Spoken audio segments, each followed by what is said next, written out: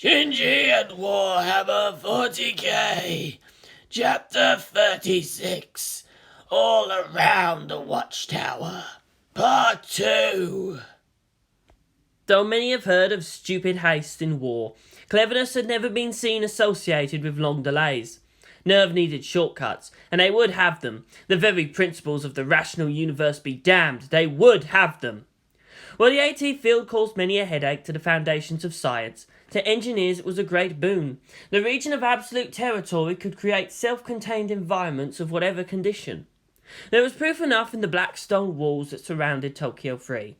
The international network was most helpful, with the challenge that any condition, even those occurring deep under the earth or in the sun. What could be done? The keenest blades, the most resilient containers and barriers, these were proven effects of the AT field. But what else? The scientific curiosities of using the field to experiment with high-energy psychics turned out to be completely worthless. Sure, the region of absolute territory negated the need for massive supercolliders and could command higher energy collisions repeatedly and without much fuss. The problem was that nothing in that region of quantum certainty could be trusted. One may not use a place where the laws of the universe themselves break down just to test principles in the real world. Probabilities lose all meaning. If the pilot wants it to happen at a quantum level, it will. If not it, then nothing. That was hardly scientific. Then there was the logical implications of the S2 engine. The super solenoid seemed to produce limitless power through some form of clean matter-antimatter reaction. But where was the antimatter coming from? How does it convert that release of energy into electricity? It was an organ, and converters were likewise biomechanical in origin. The makers of Unit 4's S2 engine were all dead in the Dirac Sea incident, and if Ritsuko Akagi knew the equations, she wasn't telling. I don't know. What if... No, that doesn't make any sense either. There was much sobbing. Now engineers, they could cheerfully disregard considerations of basic theory. While those were necessary if someone were to try and build another S2 engine, there were also the much more fun implications of what one could do with limitless power. Any of the environment, huh? Could the AT field take a shortcut to the million years process of making fossil fuels? Short answer, yes. Heat and compression? No problem. The end result wasn't quite petroleum. Purer, more energetic somehow. No one was quite sure who started calling the substance promethium. It burned nicely, and it made the oil companies very unhappy. Tokyo 3 could become almost self-sufficient in terms of fuel for their vehicles and flamethrowers. Evangelion-class armour was the toughest material modern technology could provide, with 1,000 layers of armour composites. Evangelion plate, crafted within the confines of an AT field, was the same, only denser, more easily shaped, fused and reinforced down to the subatomic level. Even more mundane materials, like steel for tank armour, could be sheathed with a strengthening layer of precise carbon mesh, or even laced with multiple folds. Thus, why the defensive walls had its outer layer composed of a diamond lattice meshed with granite. That was the source of its slight sheen. One positive result of having the city ruined so much meant that it could be easier to start all over again with structural reinforcement. The streets would no longer splinter so easily. The Evangelions were such a waste, if all their power could do was destroy. Yet as some had also pointed out, one doesn't consider a tank's engine a waste just because it was not hooked up to a tractor. All the power was there because it was necessary. Civilian applications were, at best, a trifling expenditure of that frightening potential. Get over it was the in his group's view, they who benefited most from the relationship. One does not use Hercules to turn a windmill, unless it was a quest, or one truly wanted to see a pissed-off demigod. The Evangelions could never be used to truly create. Even Nerve admitted to that. Yet when it comes to destruction, nothing else could come close. The heavy cruisers UNS Kringlif and Carindol were proud vessels and their crews true heroes. They were too heavily damaged to be of any further use as warships. They were torn apart even down to their component atoms. Those watching, if warships could have souls, they could hear it screaming. 3 Evangelions held aloft a seething, bubbling mass that glowed white-hot. Even the pilots couldn't put it to words. Elements were separated by their specific atomic properties. How could anyone really describe how they tasted differently, away from the weird sensing ability of an AT field? One by one, shapeless blocks dropped to the tarmac. Pure solid chunks of iron, aluminium, copper, gold, sulfur, germanium, and so on.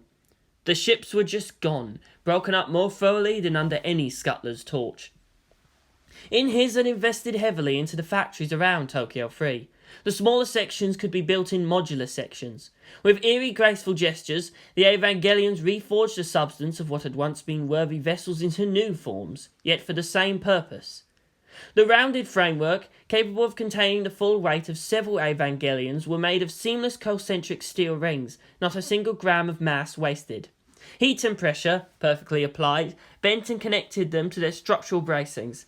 Not a single weld needed. Ritsuko Akagi had formulated a method to mass-produce and interweave carbon nanotubes. The problem? It wasn't a formula. It was almost a meditative exercise, interspersed with browbeating the pilots when the results were not as she desired. Where holograms were not sufficient, the Evangelions were supplied blueprints to be injected directly into the pilots' heads. It should be impossible for fallible organic controllers to mould materials with precision to the micron. However, Ritsuko had successfully convinced everyone involved that the mere probability of things fitting to such precision was almost a certainty. You don't have to believe in yourself. You're just going to mess things up that way. Believe in the me who believes in you. Follow the plans I made and just let things line up. It's perfect as it is. Reality's just being inconvenient. People kept forgetting that her degrees were related to biotechnology, not engineering. The international network was very helpful, and quite effective, in refining the plans and thinking up things to fill in space within the hull. But then, the net never had a sizable pool of sanity points to begin with. The benefit of being able to reshape and reforge at a hitch meant mistakes could be corrected with but minimal cost in time and materials. Only the pilots were under great stress. It was a funny sight to some, to see the Red Ava building its own flying coffin in a pose similar to Rodin's finger, with its right index finger twitching up and down, left and right, as it stamped out girders and whole deck sections. Technically, it might still be destruction, removing the unwanted pieces and mutilating sheets of metal into shape. The other Avas hauled armoured plates into place. Ha! War machines of unsurpassed might, putting in regular hours just like any salaryman. Was it any wonder the people of Tokyo 3 so loved their machine gods and their mortal avatars? The Greeks made their gods in their own image, fickle and full of desires. The Evangelions were mighty when necessary, but capable of humble work that over time adds up to something grand. The Avas were still powerful, but it was people, human beings within and without, who build and create. It was a strange duality, one that seemed ever present in many cultures, creator and destroyer at the same time, turning the old into the new, unstoppable force and yet solemn purpose. The pilots once outside the Avas looked so tired and vulnerable. It brought up protective feelings. Not even Rei Ayanami's angel nature could dampen that. The pilots were theirs, no matter what. Loyalty. They were a community. The problem lay in that there were others who most assuredly didn't want to belong to that admittedly intense community. It was more than just national or cultural differences, or even the separation from common humanity with their superhuman abilities, no matter how slight, or even simply not there, despite the gene markers. That Nerve was preparing for a confrontation could hardly be kept secret. There were plenty who felt that Nerve, with all its prowess with fighting, should hardly be so permitted to speak for the whole human race. Whether or not what Nagisa said could be trusted, a visible threat no longer seemed so insidious. It could be contained. There were those who felt trapped, held prisoner and discriminated against, and those who were outright kidnapped. They had their right to choose stolen from them. They were forced through the threat of violence to comply. It was oppression, pure and simple. This might have been somewhat worsened by the customary arrogance the Japanese people had towards the Gaijin. All the pilots, for some reason, had Japanese ancestry. Hell, their own national economy was starting to evolve around the Avas. The mercenaries were treated well, as they were directly under the command of Shinji Ikari, and it was unwise to piss off someone who could tear the turret off a tank. The Saikana adepts were also respected, carrying the obvious trappings of Buddhists or Christians, and sufficiently exotic without being threatening. Warrior monks were like out of an anime, and seemed to just explain so much. That these foreigners were also rather willing to sing praises to their Ikari was a plus. Everyone else, local or foreign, were just tacked on, opportunistic or burdensome. Unpleasant but true, it was like a simplistic, but rather killy, weapon that had to bear the weight of doodads and tactical features. There were doctors, technicians, scientists, a mad lot they were, and artists. The vast majority of those brought to Tokyo free, however, were not of the secret societies who fought, trained and protected their own talents. These were people who suddenly found themselves marginalised and uprooted from their comfortable world into one where only danger and disdain waited around every corner. They were just people, quite sane and reasonable and utterly normal otherwise, who felt they had just cause for complaint. They just wanted to go home. Some of them, alienated by the conditions they faced, not just in Tokyo Free, but in other such protection zones all over the world, would prefer to take a chance with Nagisa's offer. And of those, there were those who had every personal right to loathe the name of Shinji Ikari. The streets were widened in the wake of Leilor's assault, but the old ford had much difficulty getting through. That was because, wide as the new avenues were, they were filled with people, protesters and supporters. Unlike the first spontaneous rally that could have turned ugly, everything then was done by procedure. Permits were filed and granted, respective stages set up, the police and various peacekeeping units deployed, and school was suspended to get the pilots and other controversial figures well away from the issue. Section 9 agents Kentaro and Jiro had to park their vehicle and go through some alleys just to get to a certain apartment building.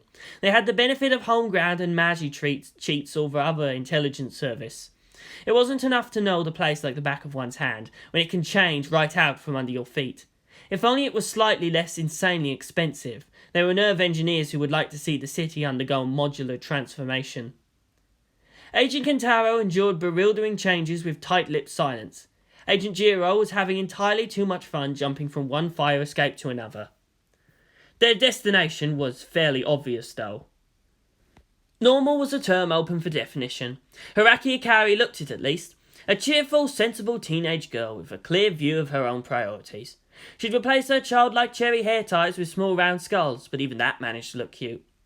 She was dressed to kill, almost literally. She was trusted to carry around a weapon, and even a custom bolt pistol with 50 caliber chamber was hard to hide.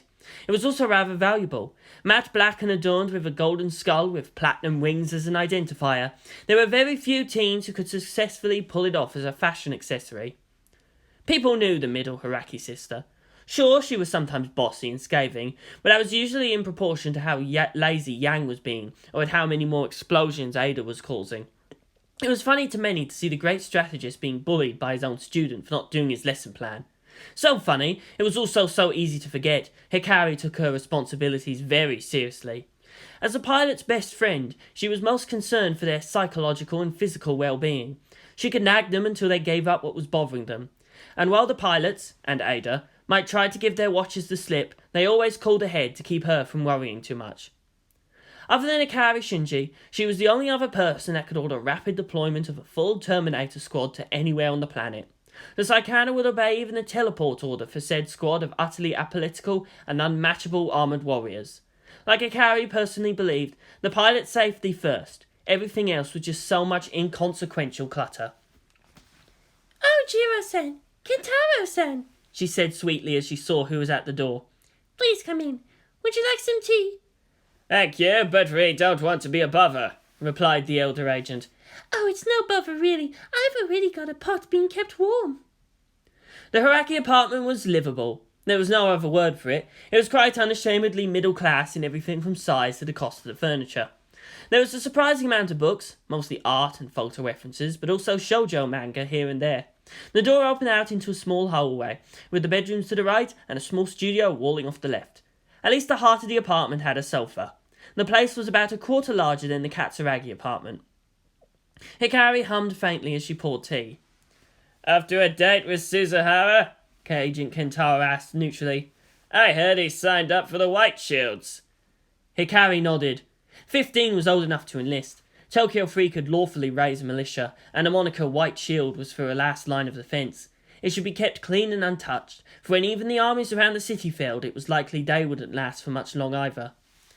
Best get some good memories while you can, the agent added. It's likely to get more dangerous out here soon enough, and I normally wouldn't recommend making yourselves into targets. "But if there's something we can do to keep things calm, then we shouldn't hold back from helping," the girl added. She sat facing them and smoothed out her tan skirt. "Now, is there something I can help you with?" Well, we were hoping to talk to your sister, said Agent Jiro. "Nii-chan decided to go to work anyway," Hikari replied. She should still be there, since it's also a working day for Nerve, isn't it? Your other sister, actually. If school is out and it's dangerous outside, then we assume she could be found here. Hikari carefully put down her own cup. I see. She looked up and her face was as friendly as ever. And why would Nerve Section 9 want to talk to my little sister? We'd like to ask her some questions, Kentaro added, again in a neutral tone. The girl's expression didn't change in the slightest, but she moved her bolt pistol to her lap. It was matte black and adorned with a single golden skull. She smiled slightly. Is that so? And what kind of questions, may I ask? Section 9 had a good working relationship with her Inquisitor Horaki. She had an interesting tendency to stumble into secretive situations and unravel them. There were more than a few assassination plots aimed at the pilots, and she'd managed to get in the way of all of them. And none of her friends, or even Nerve's higher officers, must ever know. Her family was in enough danger as it was. No need to drive others into removing her competence before trying anything. Okay, that's enough of that. Agent Jiro waved his hands, trying to break up the tension. You're doing that thing again where you make us play bad cop to ourselves. And it's more like we need her help. We need someone with a unique perspective on things. Oh, is that all? Perfectly understandable then. Nozomi! Get away from the child's computer and join the real world! You got visitors! The youngest Horaki sibling emerged from the studio, picking at her ears. Like Hikari, her hair was arranged into two little pigtails. Her little skull hair ties, however, were in the form of two jagged pieces of red plastic. She yawned at seeing the two agents, utterly unintimidated. Oi, black suit here then. What did Baka told you do this time, sis? We're here for you, actually. No grand plan should ever really go without a little look over by a 10-year-old, Agent Kentaro said with all due seriousness. Horaki Nozomi, we've been most grateful for your advice.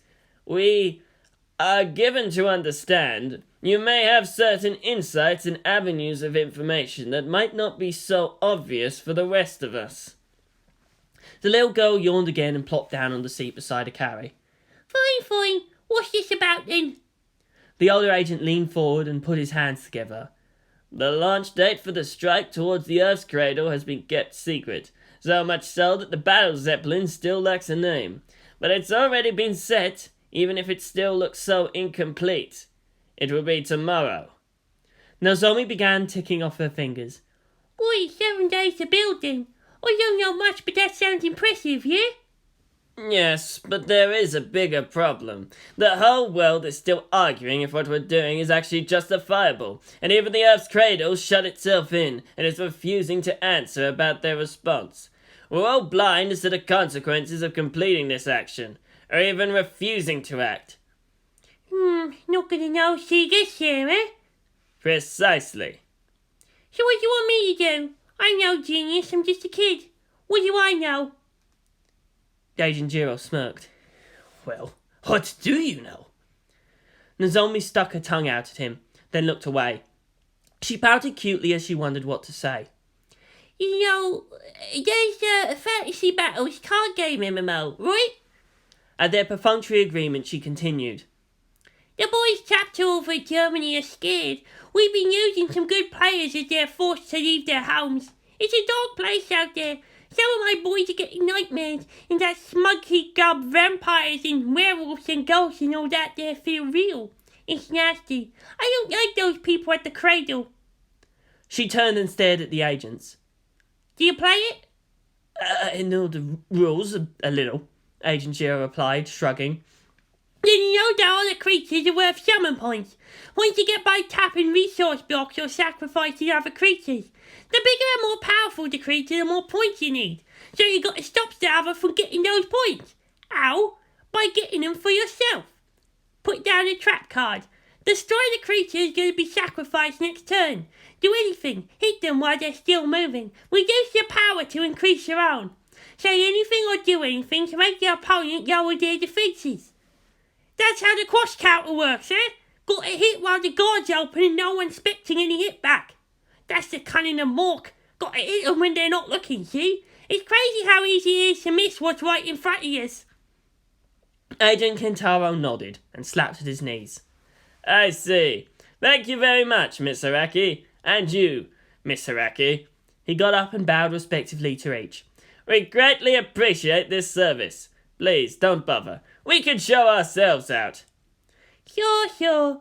I'm going back to the game where we can all still play together. Agent Kentaro paused on his way to the door and turned slowly.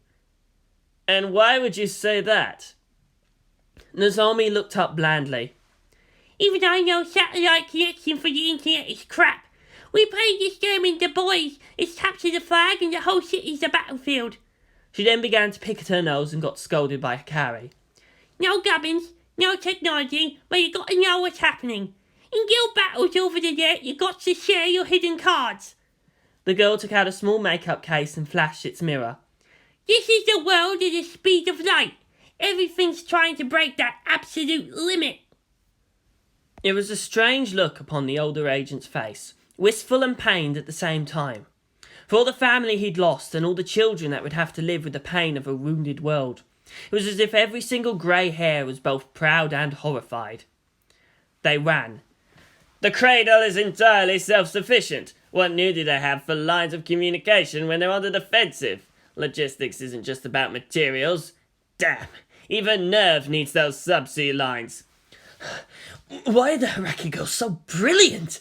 Agent Jiro muttered as they rushed through the streets, pushing people out of the way. They're not brilliant, they've got common sense instead of flashes of genius. And that's why I'm trusting them more than any overpaid analyst. The older man chuckled lightly. When something's too obvious that only a child can see it, then we've got trouble. We're moving. They're moving. All those armies are in danger. That was the job of the intelligence division, to see those dangers before they happen. Even if it was impossible to stop, at least with advance warning they could try to minimise the damage. They're not going to believe us, are they? We've got lines of communication that can't be cut, right? Jiro mused once inside the car. The telepaths, you mean? No, it's not enough. The bastards have a literal fog of war. Now they're going to increase that to cover the whole world. It doesn't matter what other sweet talk they've been saying. They'd be total morons not to take advantage now. They need all the tricks just to survive. If you stop, once they win, it's going to seem like magnanimity. It's all a trap, isn't it? Did they really force us to move? The black car swerved into one of Nerve's underground access points. Tricks inside traps inside feints. That's why Soyuz are so useful to both sides. War power can blow all those to hell. A trap broken from the inside was forever useless. As the elevator lights alternately flashed red and black, he thought of a little girl's eyes and how every child was immortal. His own childhood was so far gone, but those days seemed to last forever. It wasn't just for personal power that those who could choose would fight. He wasn't going to live for much longer in the world. He only prayed he could live long enough to see the battle won. The veteran spy sighed and pushed his sunglasses up. For the children. Germany, after the Second World War and the reunification of its two halves into one country again, had largely built itself into a pacifist mindset. Its armed forces drilled well and were given very nice equipment, and expected by NATO to absorb the first rush of any attacks from the east. This sacrificial lamb status was accepted with some equanimity. They would at least try to be competent sponges. Such simple matters of geography had influenced European history over the last 1,000 years. Netherlands and the northern portions of Germany nearly disappeared under rising sea levels and changed climates. Perhaps it was Seal's influence that kept the nation below them stable, but its industrial capacity was critical to Europe's own post-impact stability.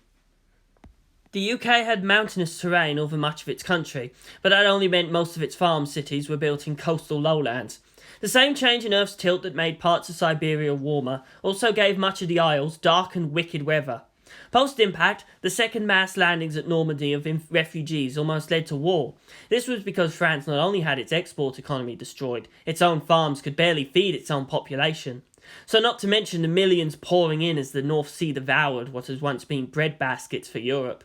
France had always been known for its food, but the undamaged central region simply couldn't support that many people. Germany became the mediator there. Gehern's first breakthroughs were from new, stronger, faster-growing crop strains. Mundane genetic engineering perhaps, but it was sufficient to weld the organisation into the socio-military compact. The new Soviet was less about doctrine and pure survival, which was why it lasted without much resistance or hostility. When Gehrin became NERV, the UN supported it not to build weapons, but because angel analysis up to that point had many, carefully released, commercial and industrial benefits. Biocomputing, self-building circuitry, gold refining, practical hot fusion power, so on and so forth. There were vast kilometres of farmland that were lit 24/7, that the grains could never stop growing. Vats of nutrient cultures bubbled unceasingly. As someone had written in a Time article, it was like the world held every industry for necessary space colonisation, while completely ignoring any effort to get there. The world lacked any population pressure to expand or discover. As proven by Tokyo 3's former artificial evolution laboratory, the death of half the human race was sufficient to loosen genetic research restrictions. How would the people have felt if they just realised they were essentially surviving on angel/nearly human flesh? They were turning blasphemy into goods and ancient wisdom into coin.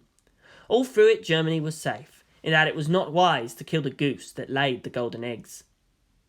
Heinrich Jäger was a panzer trooper, something that his mother, bless her departed soul, would have thought disappointing. She wanted her son to be a lawyer, to live a life of peace and respectability. His youthful fascination with tanks were wildly inappropriate for a life of fiscal responsibility. Then impact happened and she died. Not quickly, not painlessly, but long enough to ask her only son to take care of their only other remaining family. Little Wilfred, her sister's son. Heinrich was 14 years old at the time. Wilfred was 4. There were many, many orphans after impact.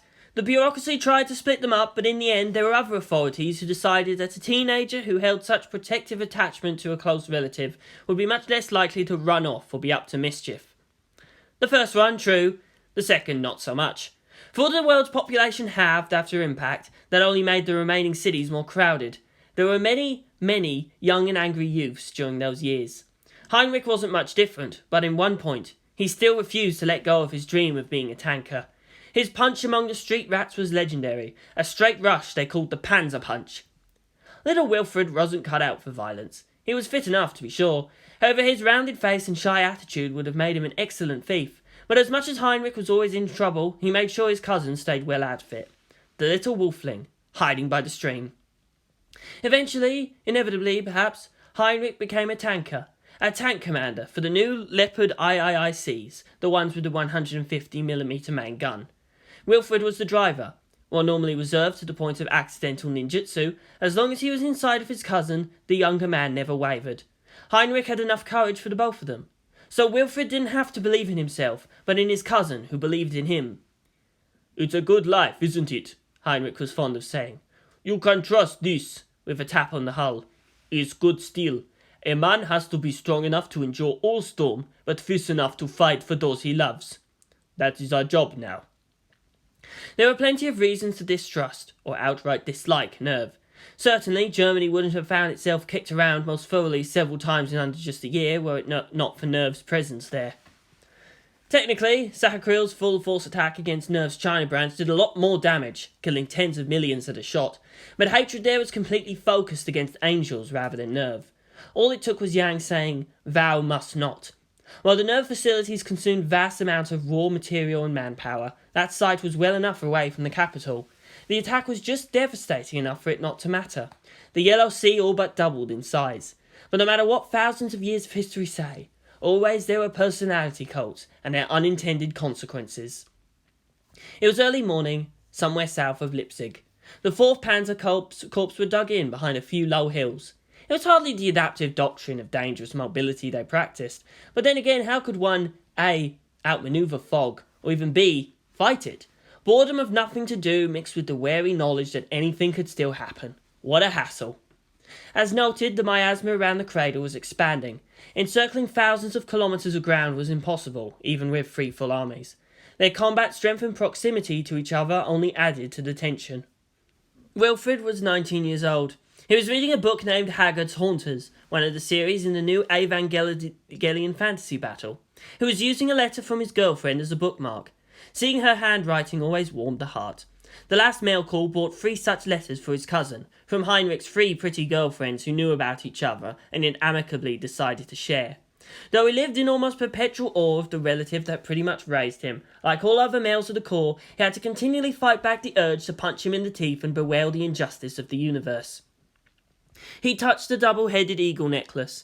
EFB was aimed for kids, who needed to feel victory was inevitable. It had an engaging enough backstory, he supposed, and enough material for wargaming. But it just seemed crass when real actual Evangelions were fighting, and millions of lives were actually at stake. Many in the military bought the cards, toys and comic books for their children, all the while distancing themselves from the setting. The over-the-top violence just might be art imitating life. Wilfred's own fascination with it was therefore seen as childish by his friends. Also a painful question. For when gods walk, what meaning is there in the efforts of mortal men? So it was with a great deal of confusion and disbelief that the 4th Panzer Corps to mobilise and redeploy against the French. "Oh, you have got to be joking," was Heinrich's reaction. Dieter Kunz, their Panzer Company commander, was not joking. The French were sending 3 tank columns into Cradle territory, and the rest were warring towards the nicely dug-in Bundeswehr positions. The Leclerc Mk4s were good machines, and in fact the Leopard 3 and the Leclerc 4s shared many elements, due to overall part standardisation across a post-impact NATO. But no air support? No reason why they're attacking? Just like that? In God's name, why? "It seems they've been taken over by the enemy," Heinrich said to his crew. "Why do you bet they've been told the same thing about us, Commander?" piped in Matthias Kohler, the gunner. Technically having double citizenship, the child of immigrants, but what with how Denmark pretty nearly disappeared from a 60-metre rise in ocean level, such things had long since ceased to matter. 15 years was a whole generation, and enough to shape decades ahead, much as the years between 1935 and 1950 still possessed enough power over whole nations. Cultures and priorities changed. The Leopard LLC had installed an autoloader back in 2005. Somewhere, a bureaucrat decided that sparing a 4th person for the machine was one too much from the labour force. The tank lurched to a start. GPS readings showed the possible battlefields, with a great black spot filling nearly 3/4 of the screen. The damn miasma not only blocked all electronic means of seeing into it, but reflected them, messing up everything around it. This vastly reduced everybody's engagement range. "This could still be horrible misunderstanding," Heinrich said, scratching at his bushy moustache as he stared at the tactical screen. "That doesn't make me feel any better about having to just sit out in the open like this just to prove a point. Wilfred!" "Yes, brother lieutenant?" "You already checked the maps for this region, right? When things get hot, run this beauty as hard as she will ride. There's not going to be any time for words. I'll trust that you won't get us killed." Yes." Facing 30 degrees off the wall that was the Cradle's boundary, it limited their movement range to just under 30 kilometres. Considering there would be hundreds of fighting vehicles, each of them mounting a gun accurate over 5 kilometres, it'd be cramped. Very cramped. He touched his HUD goggles and took a deep breath. Friendly fire was a serious consideration there. "Yes, many times yes. Don't worry about me. We can do this." They were the command tank for the platoon. As much as his cousin, older brother in their formal adoption and actual familial behaviour, wanted to charge into combat, it wouldn't be good to risk so much for martial glory. A personal ethos so utterly at odds with his liking for EFB's brutal idealism, or how Heinrich found those games unrelatable to his own desires and experiences. Wilfred shifted in his seat. Bolt weapons were restricted, but not specially illegal. The bulky pistol had 8 rounds, the caseless ones that needed a second or two to get up to killing speed. He was laughed at, even if good-naturedly, at the choice to have that at his sidearm. Tank drivers had a much better chance of survival than those stuck in the turret ring. He clung to symbols of courage, even when his brother dared everything, trying to put himself in harm's way, but always being protected. Reality beckoned. There were 2 lines of approaching French tanks, owing to the relatively flat, and even nearly concave, country off towards the Cradle. At least that's what the screen said, but since these damn screens kept miscounting their own damn forces, that was hardly reassuring. The gross situation was clear enough. Somehow, it made Heinrich Jaeger ecstatic. The reasons why didn't matter. They had nearly the same main guns, nearly the same armour. They'd have to go nearly point blank just to ensure a good hit, especially with the EM conditions fracking around with the computers. His gunner would have to rely more on his instincts than the machine, and a careless move by his driver would have them all burn. It was armoured warfare in its most visceral, excitingly lethal to the point of absurdity, of course, but the only other choice was to retreat after all. "What, in the face of the French?" he snorted. The road behind them led to one of the many relocation shelters, with hundreds of thousands of people waiting and eager to pack themselves into trains and take them away from the madness. No, we will not move. Firing order confirmed and authenticated, he reported to his crew.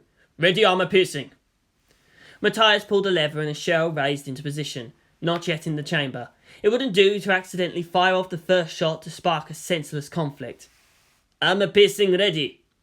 An amber flash crossed the distance, and the Panzer right next to theirs, about 300 meters distant, burst into flame and shrapnel. Oh, come on, that's not fair, Heinrich wanted to shout. The enemy was still almost 10 kilometers distant. Who could aim and hit like that? Hostile intent confirmed. Move! Move! He picked a target and felt his guts turn to ice as they closed to their own effective range. Main battle tanks kept a tight balance between mobility, armour and damage potential, where their own doctrine was given to err slightly towards the mobility angle. Modern combat was about multiple elements, and combined arms required that these actually get to where they were most effective as soon as possible. The Panzer shook as it absorbed well over 150 tons of recoil as its own main gun fired. Both it and its target moved at close to full speed for their engines. Turret swung, automatic balancers tried to compensate, a mere fraction of degree off meant a miss of meters. Pump, pump, pump! There was a nearly musical staccato of bursts, and occasionally shrieking metal as tanks died.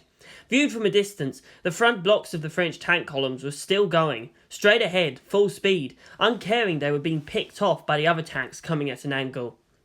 Passant! Stop firing, you morons! A voice broke into comms. They're behind us! Look to your rears! There's something suitably ironic, I should say, here, I just know it, Heinrich thought. There was the whistling sound of incoming artillery, the countless white plumes of an air blast. The battlefield was choked by white smoke. A Panzer ploughed out of the cloud. Damn it! Yelled Heinrich Jäger. Command, what the fuck? There was a loud spang as his tank took a glancing hit on the turret. From the French lines, his camera showed the closest Leclerc force had their turrets facing the other way, firing at their own fellow French tanks. They're right. We have been taken over, yelled his gunner. Where should I go now?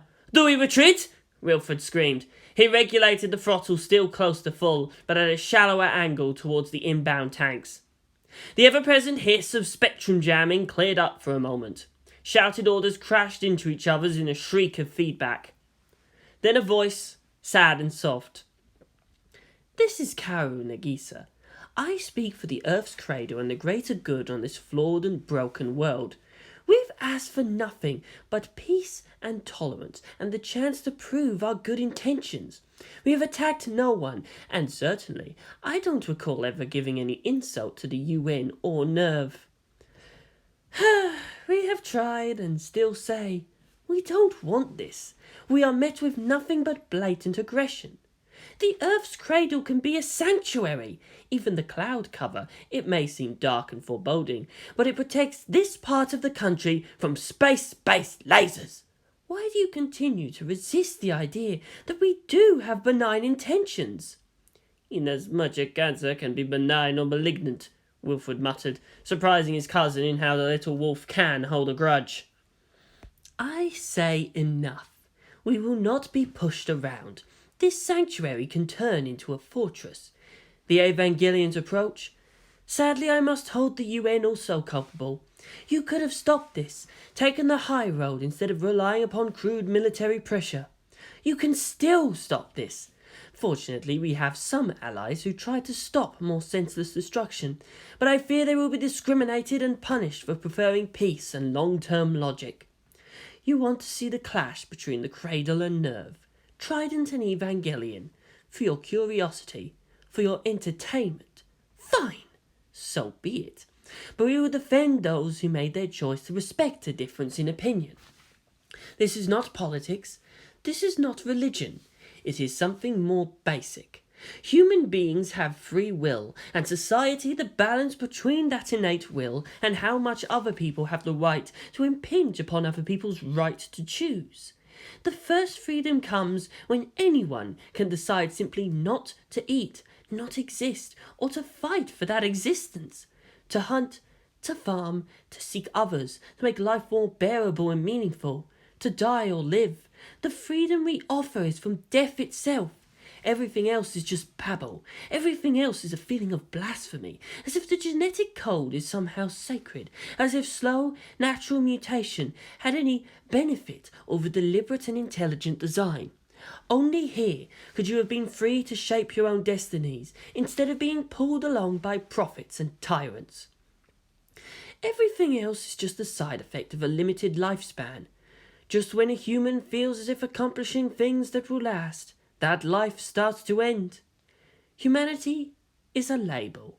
It is just the name we call ourselves. Everything else is just ashes. Dust to dust.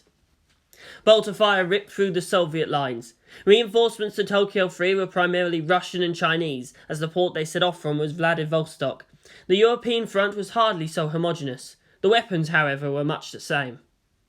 The Lehman Russ heavy assault tanks were built in several new plants. Though most were in the east, there were some in Belarus. Though impregnable to all known MBT guns along the frontal arc, their huge size and clumsy mobility meant they were hideously vulnerable to attacks from the flank and rear.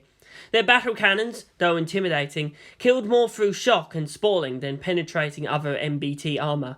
Penetrating hits were yet less useful against angels and their spawn, who usually just regenerated blow-throughs. Cut-down bolter shells had less punch than Aver-scale guns. The exception were the 160mm Vanquisher and 200mm Howitzer Demolisher variants. But these were few and all shared the same crippling vulnerabilities. All so easily destroyed when unattended, even with all their armour. Every armour fractured from within, awash in conflicting orders and outright sabotage. The proportion of Cradle compromised were less than loyalists, and despite what their commanding officers may say, many soldiers weren't eager to retreat into the dark shelter of the miasma. The skies were in similar confusion. Nuclear bombers were the only ones unaffected, ignoring all commands and sticking to their planned flight paths. Everyone else, from flighters to choppers, were being called in to support the ground troops, defend the paths to the civilian centres no matter who was in the way, or take out each other. Attempts to follow any orders, no matter how official or justified, only led to quick disaster. Kaworu Nagisa stood at the centre of the Cradle's command centre, watching the disciplined formations dissolve into chaos. It was also disappointingly easy. "It seems you can only respect what you fear," he said. The ground began to shake, and the obscuring cloud over the Cradle began to rise. Shapes that belonged in the sea soared into the skies, and clawed things began to march. "So be it. Let me educate you on absolute terror." It was 5:28 p.m. local time, Friday, July 15th, 2016. Prime Minister's Office, London 2, formerly Lille. 1 hour, 12 minutes later. The continental UK was somewhat of a misnomer, since there were still substantial amounts of people trying to live at the Isles, though it was difficult with the new near-Arctic conditions. Its Prime Minister, Jonathan Fresh, had plenty of problems to overcome. Rising sea levels also took out a large chunk of the northern coast of France, meaning millions of refugees had to push even further inland towards farming regions. While the continent couldn't entirely begrudge them their lives, especially as both nations still held sufficient nuclear reserves, it was still a bitter experience. Could a nation survive without its own homeland? It wasn't like the Earth would tilt right back to make the Isles livable again. It takes serious effort to solve their dilemma. Mere thousands of years wouldn't make it go away. Until then, he had to endure. The insults or the pity. Why should he care? He now understood the plight of the diaspora, and the only important thing was to survive. But he would live as a man, not a dog, snapping at table scraps. He should be with his family, evacuating with the other high officials all the way into Spain. But he had responsibilities.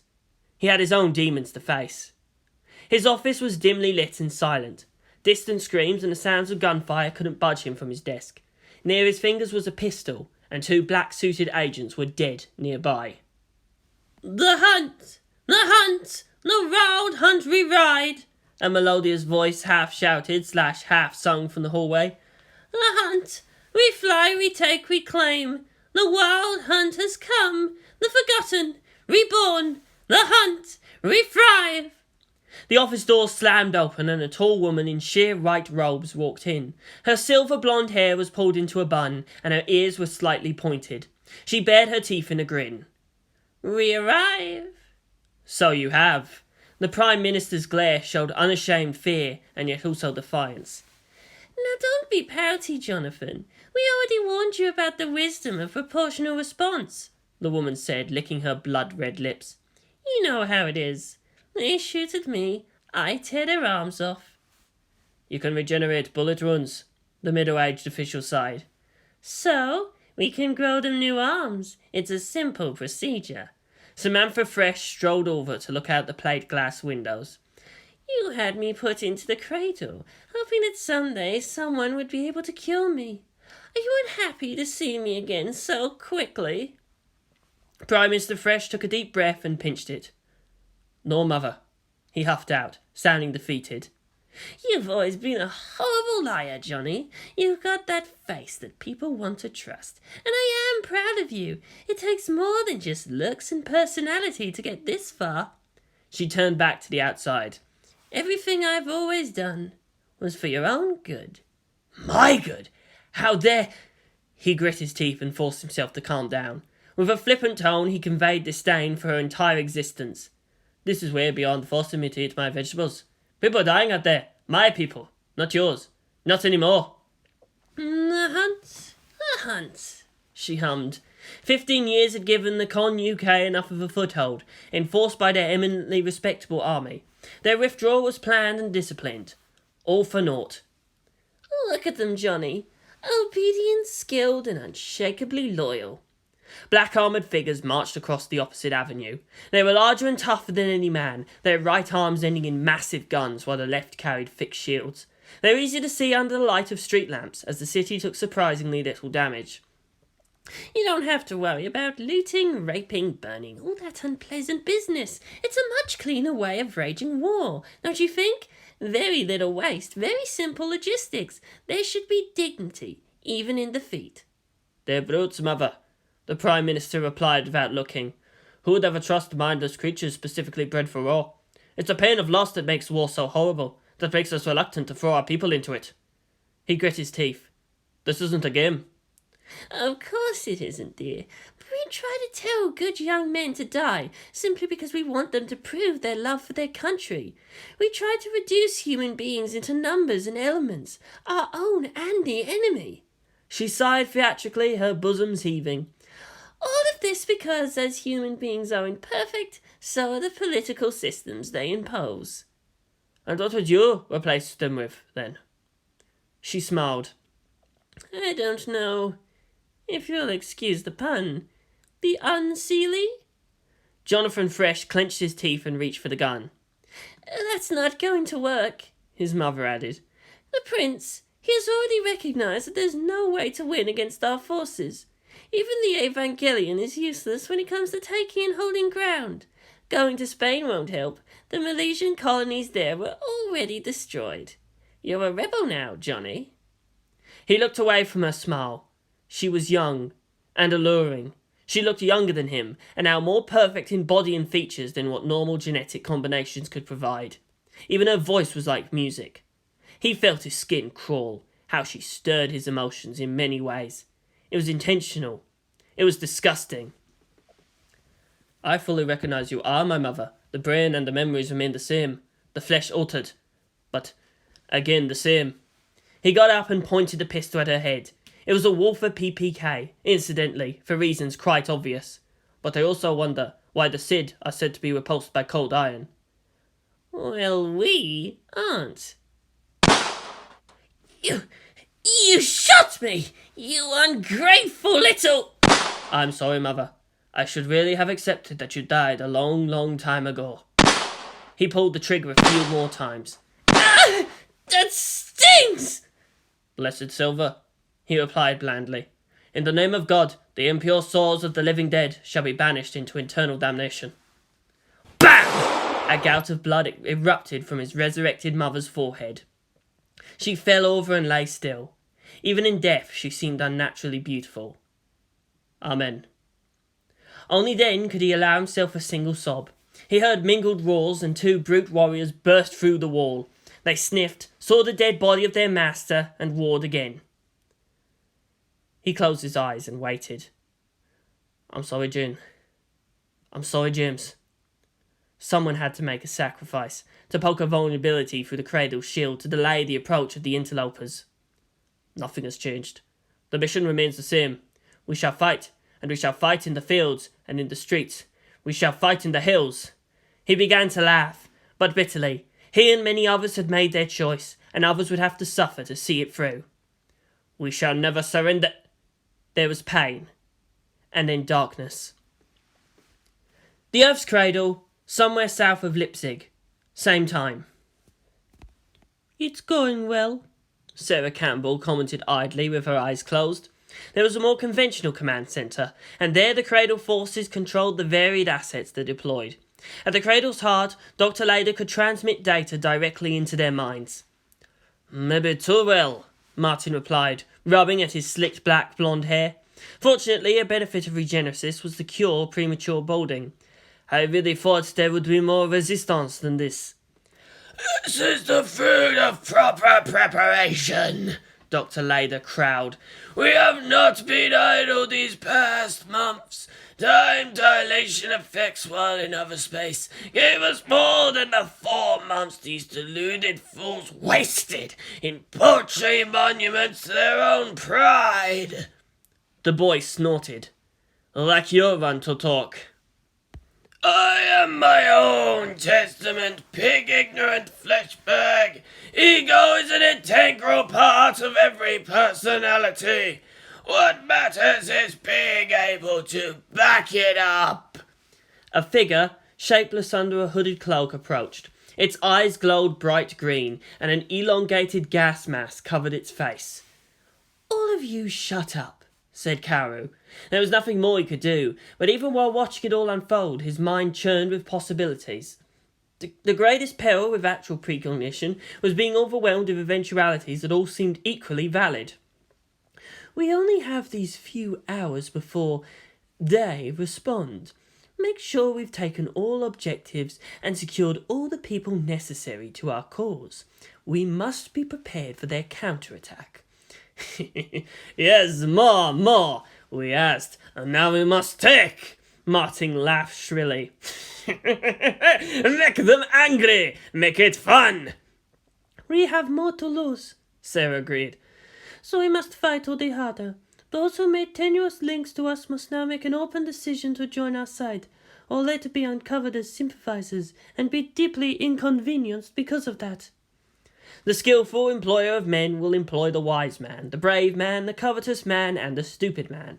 For the wise man delights in establishing his merit. The brave man shows his courage in action. The covetous man is quick at seizing advantages. And the stupid man has no fear of death. Sound doctrine, ever since ancient times. Being half angel, he was excluded from the psychic commonality of the cradle, sending, never receiving, the light of his soul burning too strongly for that. Thus their flaws and faults remained unpleasant mysteries. You seem disappointed, Nagisa. This is unnecessary. The fools. Why did they have to force my hand? He began to pace around. They try to undermine my work and then dare to accuse me of treachery? Idiots! The Evangelion and Nerve are direct threats to our very existence. Send them here, and what choice do we have but to play to our strengths? This is the reason why increased capacity for intelligence is the first sign in regenesis, Dr. Lader replied coolly. They are incapable of taking the long view, still afraid of being turned into mindless zombies, too attached to the decaying status quo. Kaworu Nagisa cursed at how nothing, absolutely nothing, worked within his limits of actual precognition. Like, what the fuck, all you bastards?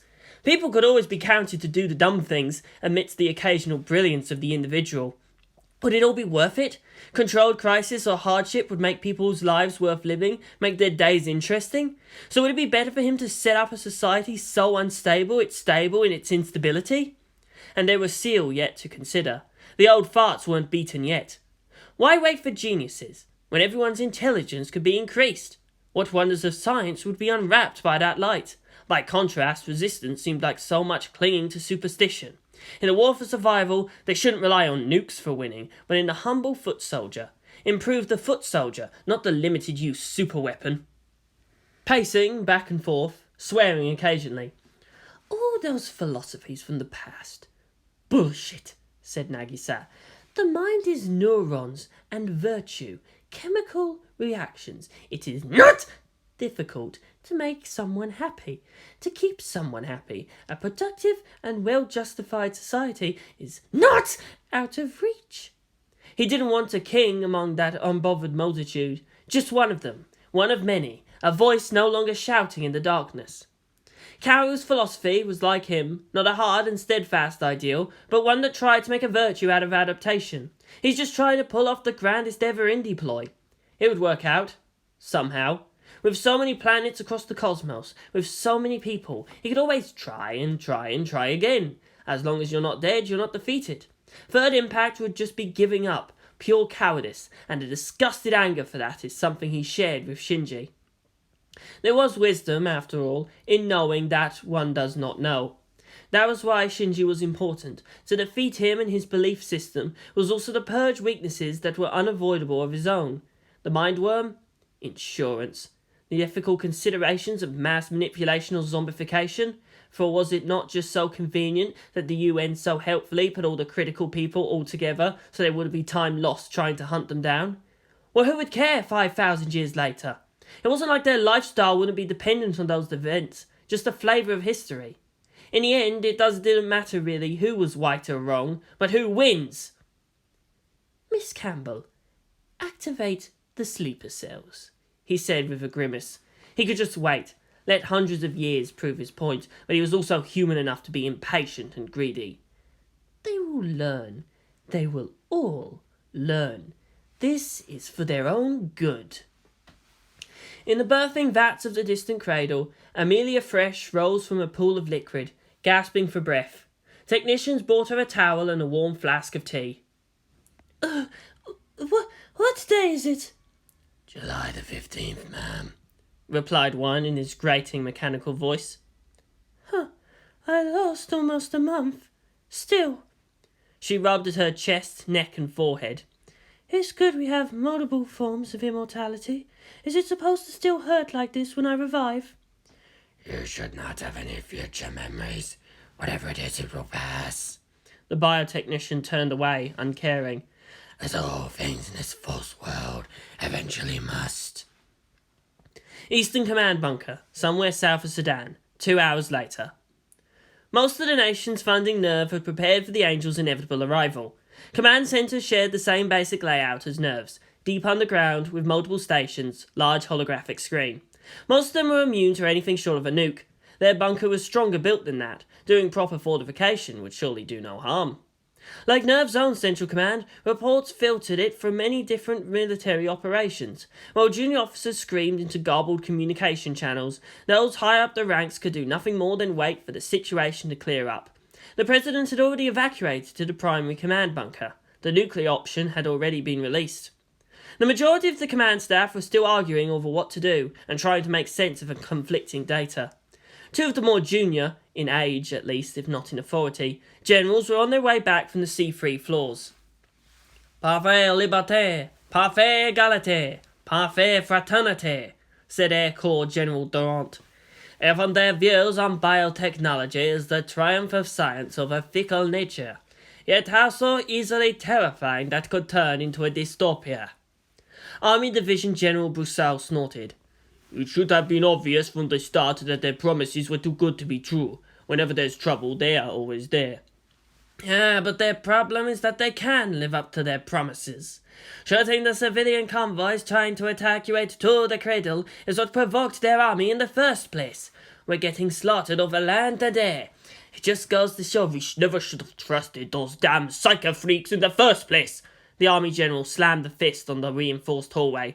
How do these creatures know when and how we're going to act? We have been stabbed in the back. Even the damn Psychana don't know what's happening. Ha! Better have them aware. We could settle this without any fancy tricks. What? You seem too willing to admire these things destroying our people. The bombers are in the air. Why are you holding back? The same reason the UK bombers are doing nothing even if their capital just fell. The miasma is too thick. Even the GPS is confused. We don't know where to drop. The only places where we know there are massed enemy forces is already inside our protection zones. We can't nuke our own forces. And we have no contact with Nerv. Bastards. They may have interest in seeing us removed from the picture. Us as in the military? Or us as in France? I don't know. That's what bothers me. He was still fairly young, even if he tried to disguise his balding head with a toupee. He was still vigorous. There was so much he still had to experience. Damn Nagisa. This was never part of the agreement. They arrived back at the strategic conference. All the other generals, they were so old, shouting about their own merits from out of Second Impact. It was clear they had no idea what should be done. Surrender, however, was never said. The politicians from the primary bunker were asking for a temporary ceasefire. The eastern defensive line was very concave. Yes, I know. We can't hold for much longer. The things are almost here. If the 3rd Tank Division just didn't rush ahead to join up with the Germans, it may be different. Who told these fools to let themselves get surrounded? Someone was shouting. General Brusseau winced. That would be him. They are drawing enemy assets that would otherwise have moved west, someone replied. That's why our greatest threat is from the north. The Cradle has almost finished with the UK's army. Now we know they're trying to spread out to focus offensive force and a point won't work. The enemy will just leap over it. They have basic infantry that can challenge main battle tanks, by God. We have pulled back and let combined arms actually combine to break the enemy. You're talking defense in depth. Fortification. It doesn't work. They can ignore our strong points and beat our evacuation centers within hours, even minutes. Where the forces of the Cradle go, they bring their jamming. Only in close formations are combined arms tactics possible. Marshal Jock Bergeron was largely responsible for keeping the military together post-impact and avoiding a shooting war with the desperate and starving UK. He'd actually retired, but was appointed back into high command several months ago, just about after Tokyo 3 drove Lalo and the Earths Cradle off the Earth. Durant, you will recover the bombers and have them support our defense. He let muffled complaints pass for a few moments, then, silence. Making an attack inside our own territory is unpleasant, but is still better than total destruction of our nation and way of life. The enemy is there, it must be destroyed. There were murmurs of agreement. The bombers had much smaller yields than the ballistic missiles. Only if the N2 devices proved to be insufficient, only then might they proceed with a nuclear alternative. The enemy may be good with biotechnology, but hard radiation messes up everything. Air General Durant all but glowed with admiration. They were ready to die, to poison their own, just to preserve the old order. Sir! He saluted. Brasseau. Sir? We just broke open stockpiles of old Milan rockets. Just managing to bring enough man-portable anti-tank weapons here was a minor miracle in itself. Pull the 3rd Infantry Division back and get re-equipped. They could therefore disperse and still remain effective. We're going to have to just figure things out as we go. Not an unusual state of affairs. Brusseau looked pained, saluting slowly. He was sweating visibly. The old general looked puzzled, for surely it was the wrong time to display any fear or hesitation. It was the best of all possible solutions in their war. The younger general dropped his arm. His eyes grew unfocused. He felt a great pain, a wiggling starting from his scrotum. Local Psychana adepts had already scanned the minds of most combat staff, and there would be many medical tests. These were all weeks ago, however, and understandably, all did not give much focus to that part of anyone's anatomy. He bit his lip as threads of pain flowed all over his body. Chemicals tried to dampen the pain of tiny but fast-growing new organs. Purplish veins like vines crawled up from under his skin and stabbed into his brain. Memories flowed back. It was as if her tongue was again setting his nerves aflame. That perfect face, those trusting eyes. What do you want? She had asked then. For this to never end? A voice closer to his ears, little bites at his earlobes. You have known pain, you have known disappointment, and you are terrified that the future will bring nothing but misery. You know that you are a failure as a human being.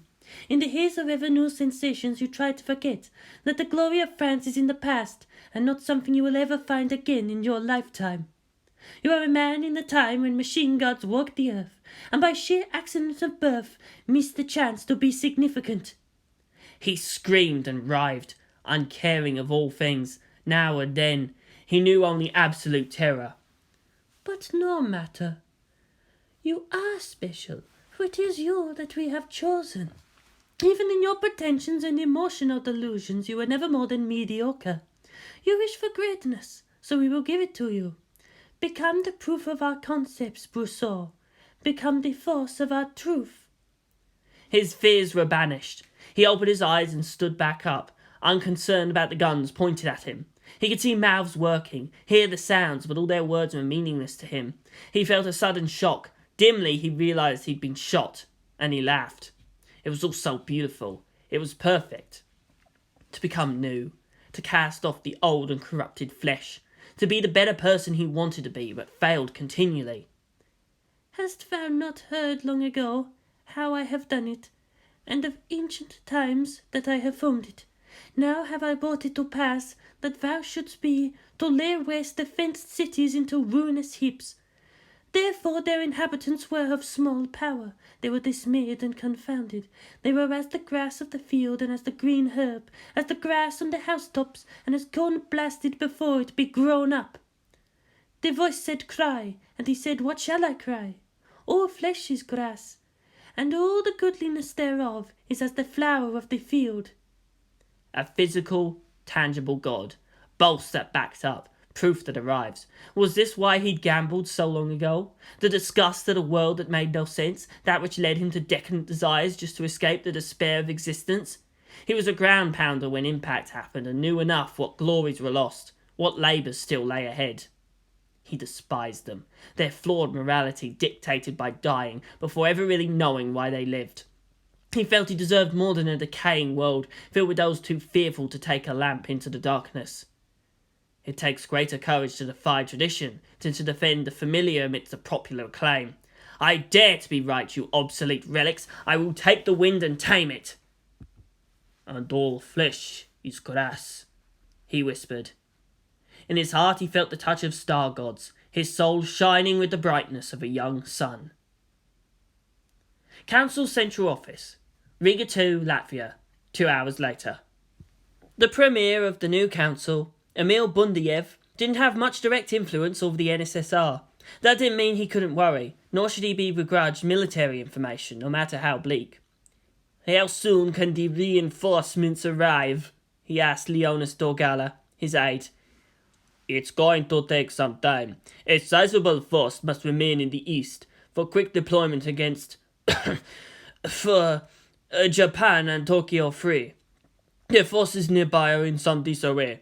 We lost the command center near Grodno, while Minsk II and Slonim are managing somehow, Slonim being the less damaged. The older man groaned and clutched at the back of his own head. I don't believe this. We have enough problems with suicide bombers, but now exploding men? Really? It's hard to explain, sir, but it's true. General Gintaris walked into the command center and did command effectively for some time. Then just suddenly he muttered something. And then he blew up. We only have the word from those in radio contact at the time. There's no way to detect this. It is a possibility some of these officers were replaced last night, but by all accounts those affected seem normal until they speak a specific code phrase. The Sarkana say that since these people might not even know they are living bombs, they have no way of sensing deceit. Bundiev groaned. Wonderful. Even I know trying to disperse the command structure right now isn't a good idea. Sir, you should evacuate too. You and this place is as much at risk. The Premier glanced out his windows for a moment. Riga too was a nice city, and was an important trade centre due to its new harbour, but hardly of significant strategic value. We're well off the front lines, and this whole thing would move just fine without me.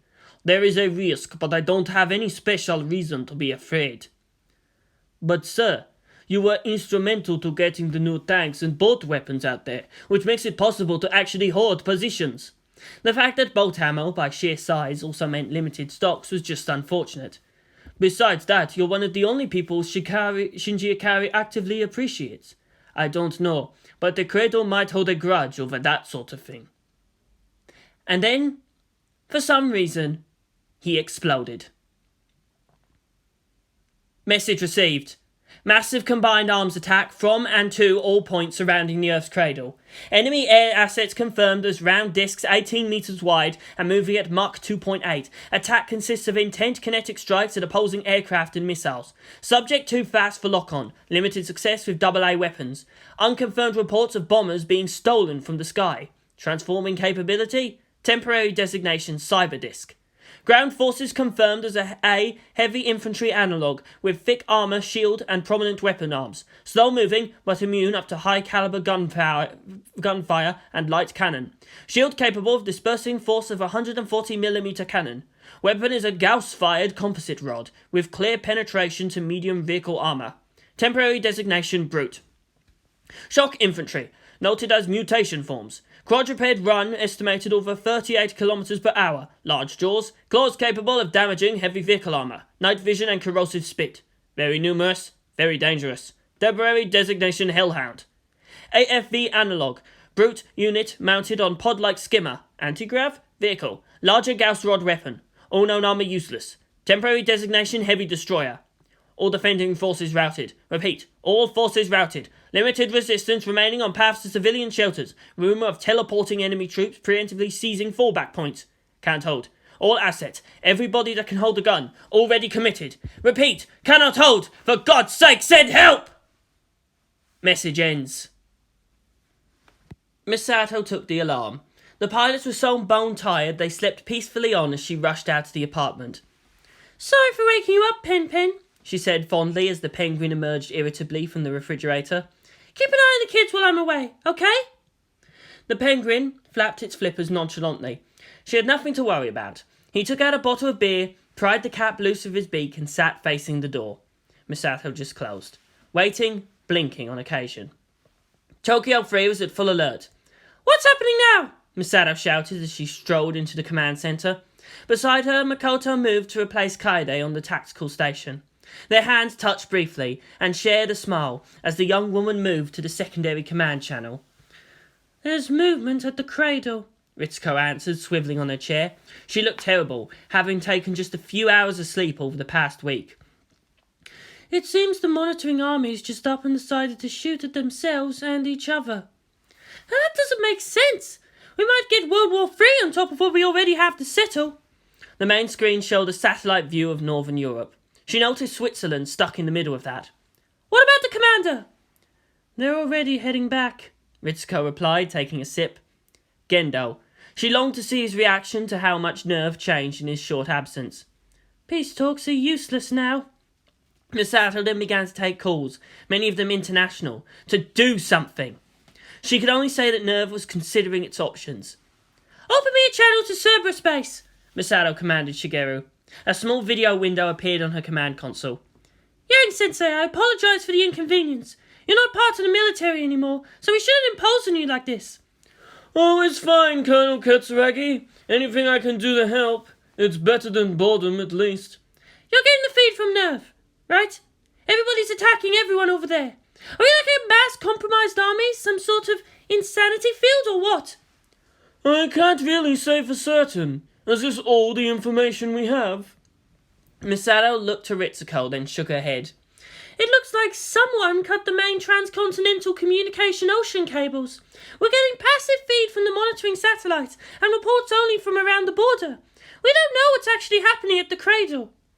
It would be so simple just to blame it all on mind control. That would absolve blame for all participants. Unfortunately, this is long in the making. Just because the cradle says it doesn't manipulate people directly, it will not, doesn't mean it cannot, or actually will not.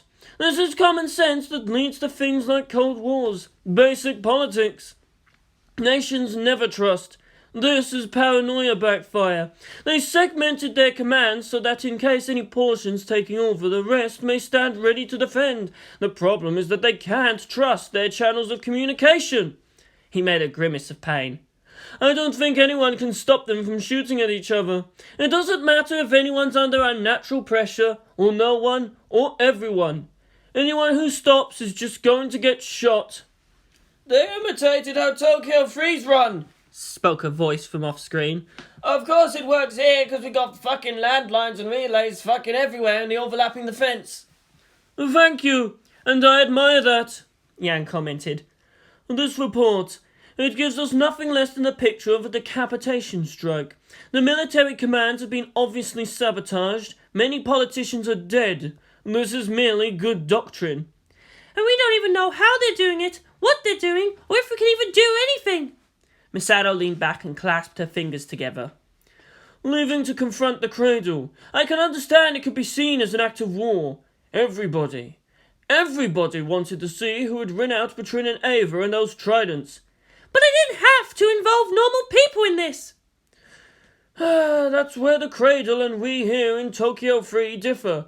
I'm starting to understand a little about this greater good. If their words about clinical immortality are true, then over the long term, small present difficulties may be worth it. What is some resentment today if they can direct the whole human race for the future? The Evangelion's power is useless there. They can hold whole continents hostage. If they can't restrict our logistical base one way, they'll have to do it directly. Again, simple but rational doctrine. Dr. Akagi's new advances might have scared them into this. First they must win. That's the only important thing. Ritsuko sniffed, unconcerned. Misato leaned back on her chair. Okay, so we can't use the homing laser trick because there's no AT field or angel mine for it to actually lock onto. And I sure as hell don't want Shinji-kun to put himself into the ICU again by trying anyway. She turned to Ritsuko. How soon can we ready the dollhouse to launch? It seems I won't be able to mount a proper death ray as a prow weapon, but everything else is just fluff. We only have one of the reactors online. The rocket's passed the initial test. The command bridge is rudimentary. But there is fuel, there is space for whatever you want to send along.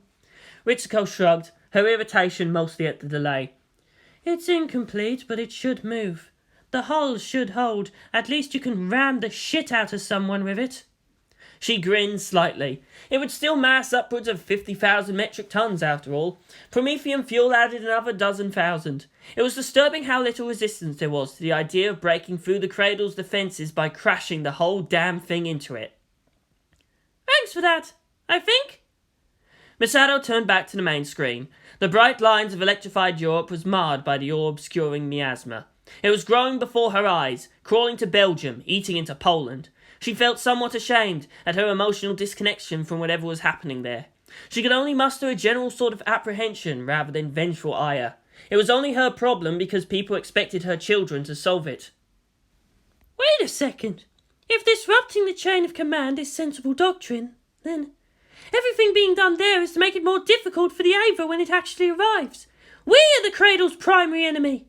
She stood up suddenly and shouted, Makoto, get the security teams out. Wake up the pilots. We need to protect... We're getting an incoming transmission, Shigeru reported, his fingers already working to switch it over to the main screen. It's a burn-through signal from the cradle. Maya hiccuped. What's this feeling? It was icky. Ritsuko frowned. The cradle lacked the hard fibre-optic connections for the military net, and the miasma blocked enough of the spectrum to prevent any attempt to bounce it off the atmosphere. Relays wouldn't be able to transmit the energy required to overwhelm all bands. They're taunting us, she said blandly. It's the same principle as the homing laser. She stood up and walked closer to the command tower's edge, near where her mother stood for her fatal drop. Dr. Lader, she hissed. Harsh, mechanical laughter burned through static. Hello, Tokyo Free, and you, Dr. Akagi. Finally we meet face to face. Ritsuko snorted. Sean Vord Lader, I presume? I can't say it's a pleasure to meet you at last. And you're mixing up your colloquialisms. She pushed her glasses up slightly, orange light off the main screen glinting off them. What do you want? Speak your piece and be gone. The main screen showed the Cradle's chief scientific officer's face in all magnified detail, down to every unsightly pore. It was odd, considering how he'd already given up on flawed flesh. If anything, it looked more repulsive than what he looked like in reality. He sneered down at everyone. What are we but our thoughts? And rightfully I should be asking you what you want, but it's already obvious from your combative tone. He grinned, showing uneven teeth. Did you really think we would not know about the little toys you are building here, as if they could be anything other than bare aggression? How so proud you all feel at such paltry attempts to break what little you understand about universal laws. Akagi, how so low you've fallen. I have learned more about the fundamental nature of reality these past few weeks than the accumulated meanderings over millennia. You had the AT field to toy with, Akagi, but let me ask you this. When was the last time you set up a control group? What theories have you brought to the test? We are touched with the brilliance of genius that the dim masses may call mad. But when was the last time you acted like a scientist instead of some glorified technician? Without the effort of examination, forcing your intentions upon the universe, you have willingly reduced yourself to the level of a witch doctor, relying on ritual and hoping for effects. You have taken the vessel of the AT field and turned it into a spittoon. Ritsuko suppressed a wince. Everything about the dollhouse was untested. All of it railed up the strength of will of a teenager. Theoretically, there was a chance that all the volunteers wouldn't die horribly in mid-air. Congratulations, Akagi! You have successfully reduced human beings to tools into an engine more efficiently than whatever parasitic horrors you people may have attributed to our enlightened cradle. Oh, shut up! Misato shouted with a raised fist. We don't give a damn. This is war if you haven't figured it out yet, you demented lunatic. Who's a more hardcore scientist? Stop filling up our channels with this bullshit! Ritsuko is saving the human race from monsters like you! No, Katsuragi, you are the monsters! Your short-sighted need to maintain a crumbling status quo will doom us all. Only with power is there choice, for a starving man has only to eat or die.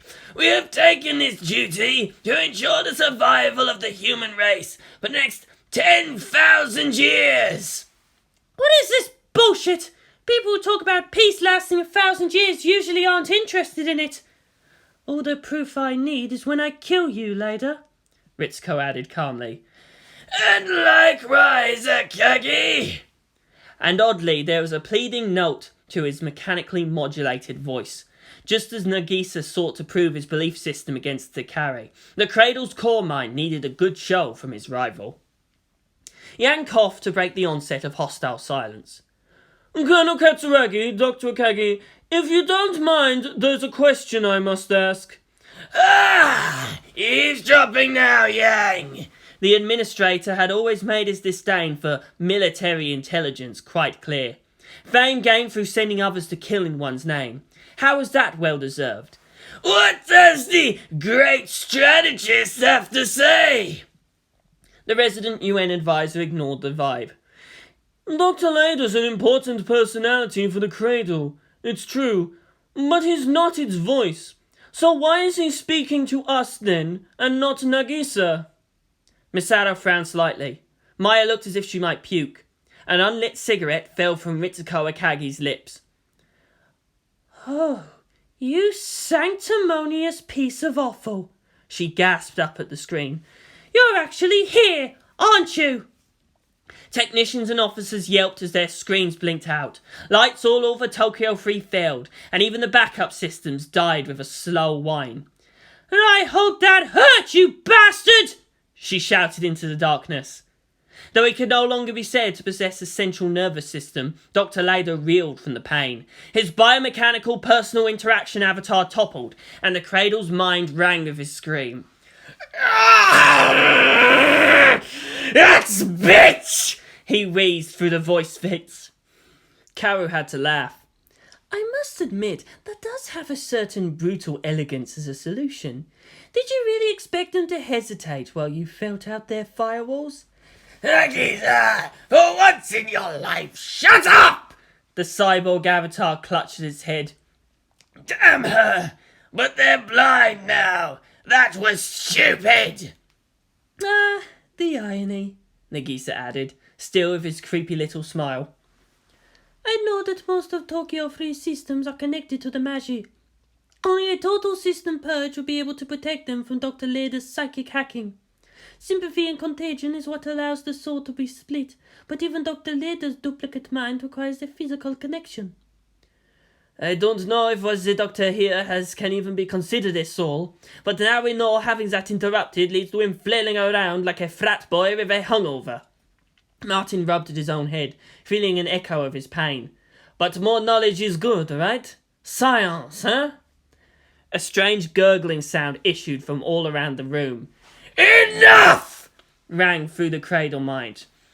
Sympathy and contagion. Only magic class systems have enough computational density to support my awareness. The contact may have been short, but it was enough.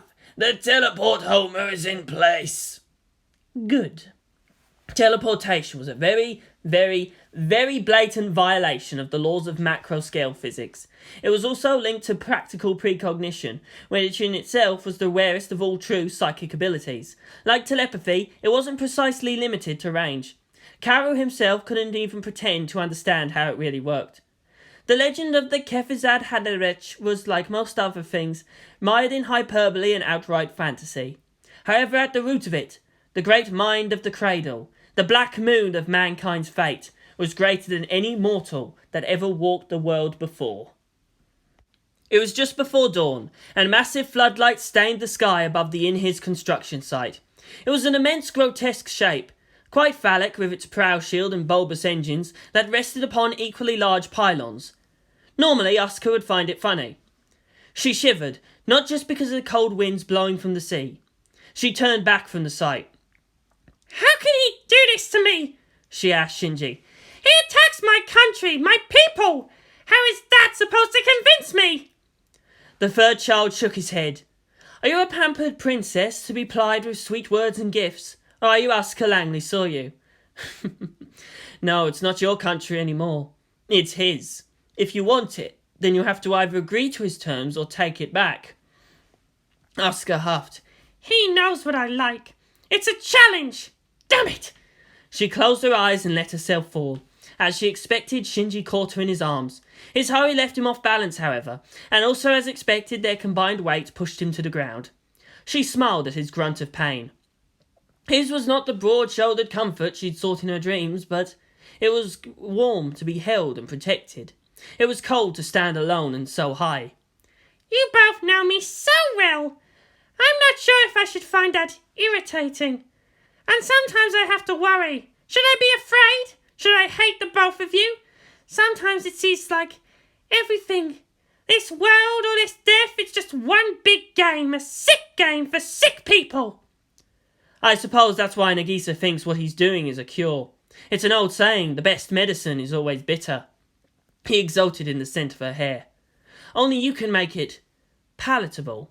If you can forgive him for this, then your loyalty is proven. Aren't you going to try and convince me not to be tempted? It'd be futile, you know. He intends to make you a goddess. I can't match that. Decide what you want. I should feel insulted. She grinned and began to wiggle her hips in his embrace. As they were both already in their form-hugging plug suits, it was hard to hide signs of attentiveness. I know you like this. You're letting me glow just like that. Trust, yeah, it's all well and good. But do you even value me at all? Are you really that stupid, Baka Shinji, to risk losing me? Do you even... I hate mysteries, you know this. If you don't start talking normally, I'm seriously going to punch you. Shinji laughed and pulled her tighter. Do you want me to show you your glory? Asuka Langley Soryu? He whispered into her ear. She giggled. The wind blew stronger for a moment and then stilled. Death. Death is your gift. It is to die in bed, surrounded by your children, and their children, and knowing that you are a better mother than Kyoko Zeppelin Soryu. You have killed and you will kill, but all through the battles in life you won. The only one that matters will be that never, ever did you abandon your family. Asuka ripped herself free from his embrace. She spun in place and punched him in the face. You total bastard! She hissed as he toppled sideways. Shinji Ikari looked impassive. Sadly, I know just who my parents are, he replied in the same tone of voice as before. But I can be a bloodthirsty madman, if that's what you want. She shoved him to throw herself away. You're just like him. I'm just a tool for the both of you. Now screw you. I refuse to be your plaything. No. Asuka, please, I may hate Nagisa, but he does love you. He knows this about me as well. Bullshit!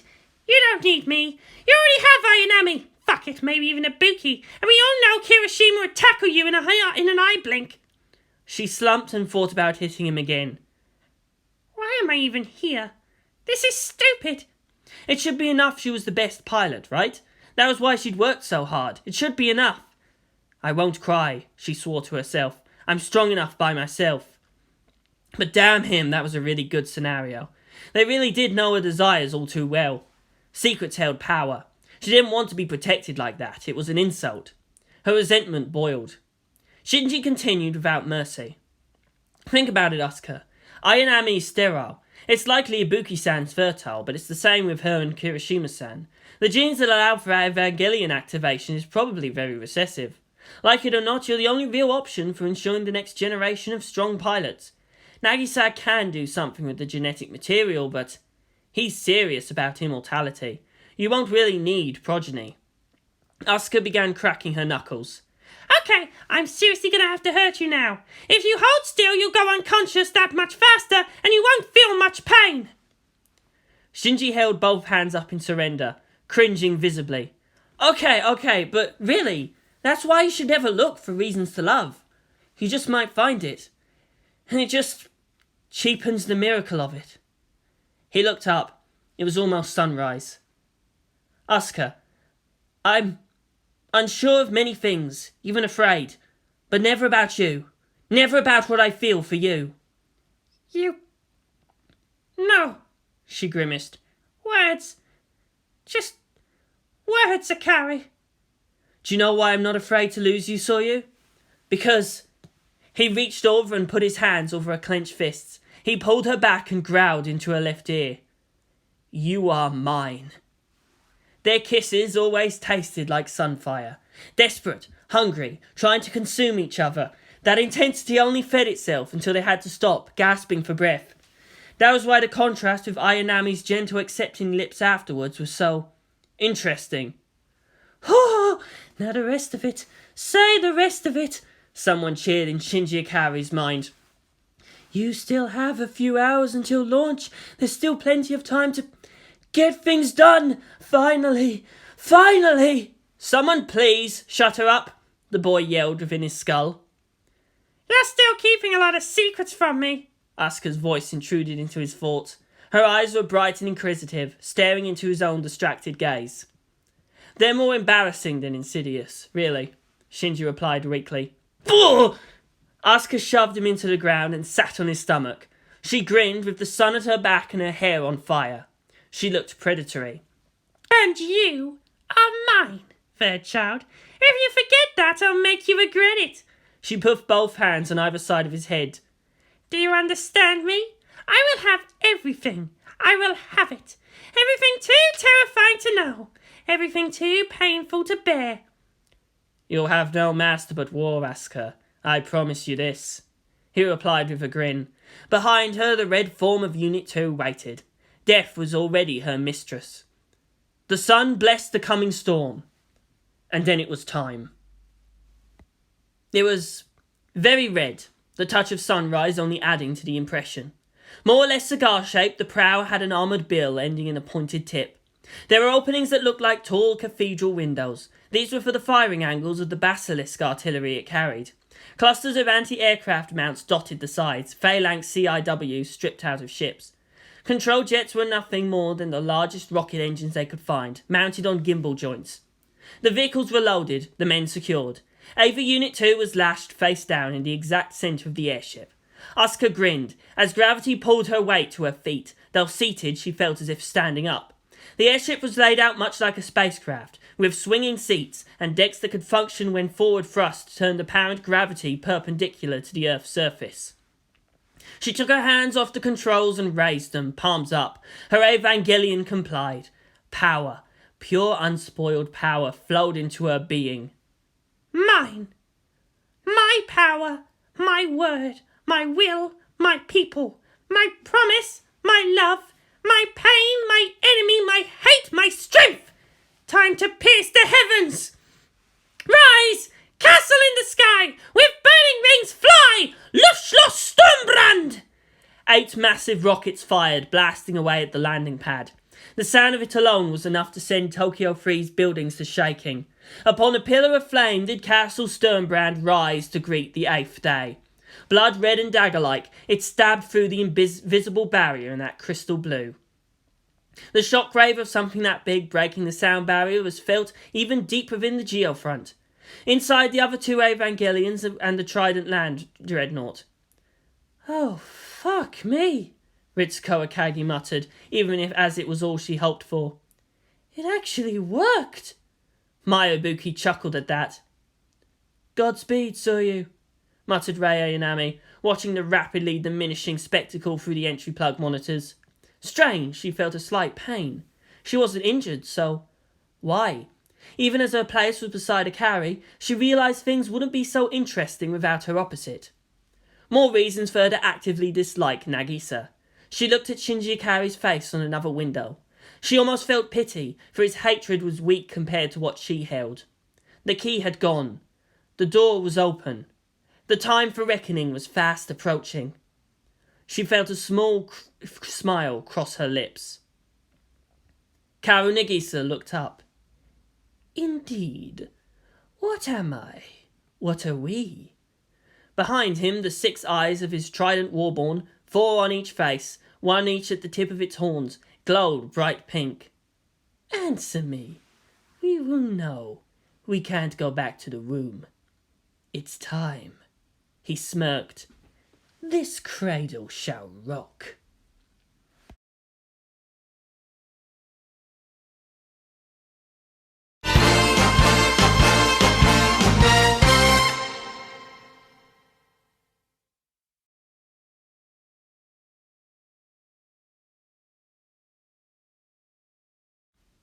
A few days earlier, however, more unseen complications entered into the equation. Mayabuki remained unknown, and even often overlooked quantity to most people. Her closeness to Dr. Akagi and the pilots drew some comment, but not much more beyond that. She was nice, hard-working, and never complained. She was also overworked. As personal assistant to Ritsuko Akagi, it was her task to filter out which problems were actually worth her senpai's time. Dr. Akagi had multiple PhDs and was still expected to authorize everything from weapons to hull design. Unfortunately, Lieutenant Tabuki knew even less outside of her steep specialization in biocomputing and certain cybernetic disciplines. She was forced to be the administrator over many things. Battle was so much less stressful than management. All the pilots liked her, so she was tasked to watch over them as they applied the AT field for construction. The Magi's calculations were likewise was her responsibility. She didn't really know much about the mechanical components of the dollhouse, but even down to the miles of wiring needed to be done within just days. She had many documents to sign. Site to site, office to office, so much to be done. She had a sneaky suspicion some of those forms were just attempts to get her autograph. She never should have agreed to Makoto-kun's EFB cosplay. She blurted out, too exhausted even to turn the key for a lock. The door to her room opened on its own. Maya didn't care. She shuffled inside, threw aside her uniform and collapsed face down onto the bed. She cooed as she felt fingers dig into her shoulders and back, offered no resistance as her pants were removed to leave her with nothing but shirt and panties. Expert and familiar hands untangled the knots in her muscles, leached away the soreness in her nerves. Once it was done, she felt as if liquid, sinking into the mattress. Only after many minutes did she turn her head to look at the person sitting at the edge of the bed. "Thanks, Rei-chan. I really needed that. But I thought you were meeting Shinji-kun at the old temple today." Ayanami nodded. "We have a problem, Ibuki-san." Ugh, things were going too much to plan anyway. She flopped over to lie on her back. "Want to talk about it?" "It would be better to wait until he arrives." After that, there wasn't really much to be said. Both women already were very familiar and comfortable with each other's presence. More than might, they held strength in patience. It wasn't too long before the door to the Ibuki apartment opened again, and for Shinji Akari to step in. He looked just as tired as Maya, but his bloodshot eyes were wide with panic. And behind him stood Rei Ayanami. "Oh dear," Maya moaned. She wondered if she could be fast enough to reach the bolt pistol under her pillow. "There is no need to worry," said the Rei Ayanami close by. "I am not her." "I was not able to feel your presence," replied the Rei Ayanami by the door. "How long have you walked free within our city?" "You!" Shinji gasped. "What have you been up to? And why did you even try to inform me?" His palms were open but held out to the sides like knives. "You do understand this is very suspicious." The other Ayanami shook her head and chuckled slightly. "Sorry to make you worry, but I know you. I know me. You needed all the concentration you could spare for Soyu's castle. I didn't want to give anyone any trouble." Maya was already sitting up and no longer concerned about getting her pistol. With both Akari and Ayanami nearby, in case of hostility, she had about as much hope in riding a tornado. "Who are you?" "I am neither Akari nor Ayanami. Not parent nor child." She tilted her head aside and gave a very familiar sad smile. "You may call me Raka." In kanji, that was scent of home. In Norse or Germanic, that meant eternal or honourable ruler. Shinji Ikari palmed his face. It wasn't part of the scenario, but still, it was a snafu of mythic proportions. Great, just great. Even you have the hobby of tormenting me, and it does nothing to alleviate my suspicions. "It's quite more fun than what I initially thought." She tilted her head to the other side. "There's still so much more we have to learn, huh?"